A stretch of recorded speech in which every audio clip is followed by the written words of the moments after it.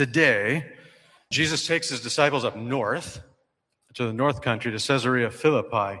So Caesarea Philippi is pagan country. It's pagan territory. The pagans worshipped Pan there, and they thought that Caesarea Philippi was actually the gateway to hell. So Jesus takes them up there. There's all these shrines of all these false gods and, monuments to Caesar and all of this. And he stands right in front of that and says, "Who do people say the Son of Man is?" The Son of Man is another name for the Messiah. And the answers that, his guys give are safe ones because they're other people's answers. John the Baptist, Elijah, Jeremiah, one of the prophets, whatever, something like that. And then he turns it, makes it personal. Yeah, but who do you say that I am? I'm not asking them. Standing here at the gates of hell, I'm asking you, who am I? And Peter, who I just love so much, he answers the question that all of us have to answer for ourselves sooner or later. We all have to come to a point. Nobody can answer that question for us. And he says, you're the Christ. You're the Son of the living God. This guy who's pretty simple. Fisherman, not well educated, seemed to be kind of a hothead, very impetuous.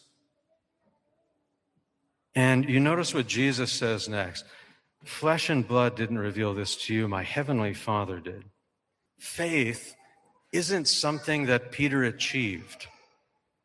It wasn't like he had this crazy amount of faith because he was Peter.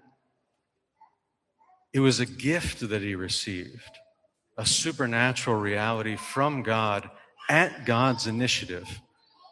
That's how all graces work, and the infused virtues, faith, hope, and love. We can get into a paradigm where we're like, oh man, I got to work myself into more faith, hope, and love. Now we got to surrender, come to God in our poverty and receive. That's how we actually get it and make progress. So he speaks this and does a bunch of other things. He sinks in the waves, and there's the terrible night where he denies Jesus. He's a fascinating human being. But the Lord looks at him and says, I'm going to build this whole thing on you. The things that the Lord does, they don't often make sense to us in the moment. And we can have this kind of like Western Civ, post-enlightenment, I have to understand it in order for it to be true way of thinking. And that's just not consistent with the gospel and the faith. There are things that we literally cannot understand because we don't have the objective capacity to understand them. He turns to Peter, he builds this church on him, the rock. Remember in the first reading, God takes the key of the house of David. Jesus is the fulfillment of the Davidic kings. From one steward, and he lays it on the shoulder of another, Eliakim.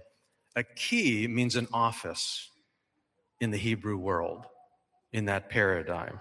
And the king gives it so that the king's house is never left without a caretaker. It's never left vacant. Jesus is echoing that on purpose. I'll give you the keys to the kingdom of heaven.